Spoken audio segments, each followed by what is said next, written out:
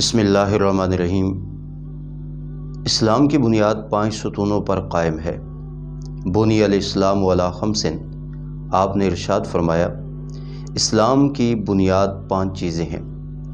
سب سے پہلی چیز توحید و رسالت کی گواہی، دوسرے نمبر پر نماز، تیسرے نمبر پر روزہ، چوتھے نمبر پر زکوٰۃ اور 5ویں نمبر پر حج۔ یہ 5 ارکان ہیں جن پر دین کی بنیاد قائم ہوتی ہے۔ بغیر توحید و رسالت کے اقرار کے بھی اس اسلام کی بنیاد کو قائم نہیں رکھا جا سکتا۔ اس کے ساتھ ساتھ نماز، روزہ، زکوٰۃ اور حج، ان کی ادائیگی بھی ضروری ہے۔ ہر ایک کے اپنے اپنے تفصیلی احکامات ہیں۔ ہم روزے کے حوالے سے گفتگو کرنا چاہتے ہیں۔ روزہ بھی اہم رکن ہے، دین اسلام کی بنیاد ہے، دین اسلام کا ستون ہے۔ رمضان المبارک کے مقدس مہینے میں اللہ تعالیٰ نے اہل ایمان پر روزہ فرض کیا ہے، جس کی فرضیت کا ذکر سورہ بقرہ کی آیت کریمہ میں ہے۔ یا ایھا الذین آمنوا کتب علیکم الصیام کما کتب علی الذین من قبلکم لعلکم تتقون۔ اے اہل ایمان، تم پر روزہ فرض کیا گیا جس طرح تم سے پہلے لوگوں پر فرض کیا گیا تھا۔ یہ بات مفسرین کرام نے لکھی ہے کہ روزے کی فرضیت جس طرح امت محمدیہ کے لیے ہے، اسی طریقے سے سابقہ امم کے لیے بھی روزہ فرض تھا۔ ہاں، احکام جدا تھے، اوقات کے اعتبار سے فرق تھا، لیکن روزہ تمام امم پر فرض کیا گیا۔ یہ آیت کریمہ روزے کی فرضیت کا درس دیتی ہے۔ آخر میں اس آیت کریمہ کے روزے کا جو فلسفہ ہے اور جو فائدہ ہے وہ بھی بیان کیا گیا۔ فرمایا لعلکم تتقون، روزہ تم پر اس لیے فرض کیا گیا ہے تاکہ تم متقی اور پرہیزگار بن جاؤ۔ روزہ ایک ایسی مشق اور ایک ایسی ٹریننگ ہے کہ جس کے ذریعے سے انسان کے اندر جو بہیمانہ قوتیں ہیں وہ مان پڑ جاتی ہیں اور ان کی اصلاح ہو جاتی ہے، اور انسان میں جو ملکوتی صفات ہیں وہ اجاگر ہو جاتی ہیں۔ انسان میں 2 طرح کی صفات اللہ تعالیٰ نے رکھ دی ہیں، صفات بہیمانہ بھی اور صفات ملکوتی بھی۔ شیطان کا وصف بھی انسان میں ہے، انسان کے اندر وہ مادہ اور وہ فطرت بھی موجود ہے۔ حیوانات کی صفات بھی انسان میں موجود ہیں اور وہ مادہ بھی انسان میں موجود ہے، لیکن اس کے ساتھ ساتھ فرشتوں کی صفات اور وہ مادہ بھی انسان میں رکھا گیا ہے، اور یہ انسان کو اس بات کا مکلف بنایا گیا ہے کہ وہ اپنی صلاحیتوں کو بروئے کار لا کر کے قوت بہیمانہ کا خاتمہ کرے، اسے دبائے، اور اسی طریقے سے جو شیطانی صفات ہیں ان کی اصلاح کرے اور اپنے اندر ملکوتی صفات کو اجاگر کرے۔ تو روزہ ایک ایسی مشق اور ایسی ٹریننگ ہے کہ جس کے ذریعے سے شیطنت کا مادہ دبتا ہے، بہیمانہ صفات کا خاتمہ ہوتا ہے اور ملکوتی صفات اجاگر ہوتی ہیں۔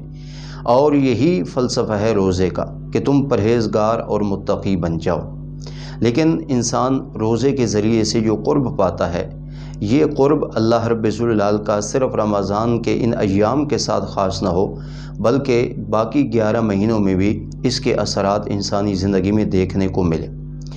روزے کی جو فرضیت ہے وہ تو اس آیت کریمہ سے ثابت ہے۔ اس کے لیے مہینہ کون سا منتخب کیا گیا ہے؟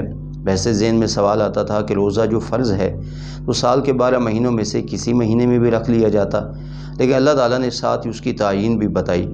اگلی آیات میں اللہ تعالیٰ نے فرمایا شہر رمضان الذی انزل فیہ القرآن، فرمایا رمضان ہی وہ مہینہ ہے جس میں تم نے روزوں کا اہتمام کرنا ہے، اور رمضان کا تعارف قرآن کی نسبت سے کرایا گیا۔ فرمایا رمضان وہ مہینہ ہے جس میں قرآن کریم کا نزول شروع ہوا۔ تو قرآن کریم کو بھی ایک خاص نسبت رمضان سے حاصل ہے۔ یہ دونوں آپس میں لازم ملزوم ہے، ایک خاص نسبت ہے۔ شاید اسی نسبت کی بنیاد پر نماز تراویح کا اہتمام بھی اسی رمضان المبارک کی راتوں میں مشروع کیا گیا ہے۔ روزے کے حوالے سے بھی جو دن بھر کی عبادت ہے، اور نماز تراویح کے حوالے سے جو رات بھر کی عبادت ہے، آپ صلی اللہ علیہ وسلم کا یہ فرمان سنیے۔ آپ صلی اللہ علیہ وسلم نے ارشاد فرمایا من صام رمضان ایمانا و احتسابا غفر له ما تقدم من ذنبہ۔ جس شخص نے رمضان کے دن کا روزہ رکھا ایمان اور ثواب کی نیت کی شرط کے ساتھ، تو اس کی سابقہ خطائیں معاف کر دی جاتی ہیں۔ اسی طرح آپ صلی اللہ علیہ وسلم نے فرمایا من قام رمضان ایمانا و احتسابا غفر له ما تقدم من ذنبہ۔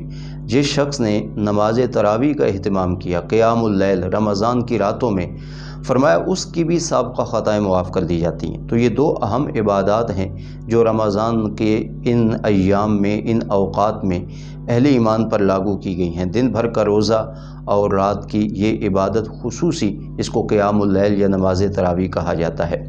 تو روزہ ایک ایسی مشق ہے جس کے ذریعے سے انسان کے اندر پرہیزگاری اور تقوی کی صلاحیت پیدا ہوتی ہے۔ ایک اور اینگل سے دیکھا جائے تو دیکھیں کہ روزے سے جو شخص معاملہ کرتا ہے مومن کا، وہ یہی ہوتا ہے کہ صبح صادق سے لے کر غروب آفتاب تک وہ اللہ تعالیٰ کے کہنے پر اس کی رضامندی کے لیے کھانے پینے اور حلال چیزوں سے رکا ہوا ہے۔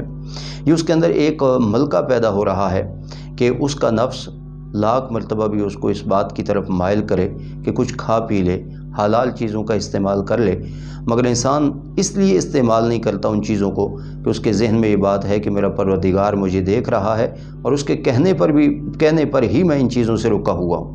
یہ مادہ جب پیدا ہو جاتا ہے نا، تو اسی کا نام تقویٰ ہے، اسی کا نام پرہیزگاری ہے کہ دنیا کی کوئی نگاہ انسان کو دیکھے نہ دیکھے، مگر اس کا تصور اور یقین یہ بنا ہے کہ میرا پروردگار مجھے دیکھ رہا ہے۔ لہٰذا یہی روزے کا اصل فلسفہ اور مقصد ہے۔ لیکن یہ تمام باتیں اپنی جگہ مسلم، رمضان کے فضائل بھی اپنی جگہ پر مسلم ہیں، لیکن سب سے بڑی بات یہ ہے کہ یہ سب فضیلت رمضان کے روزے کی تبھی ہم کو حاصل ہوں گی جب ہم رمضان المبارک کے مسائل بھی سیکھیں۔ تو آئندہ کی نشستوں میں انشاءاللہ ہم کوشش کریں گے کہ آپ کو رمضان المبارک کے مسائل سے بھی آگاہ کریں، تاکہ رمضان المبارک کے اس مقدس مہینے میں ہم یہ دونوں عبادات اہم طریقے سے ادا کر سکیں۔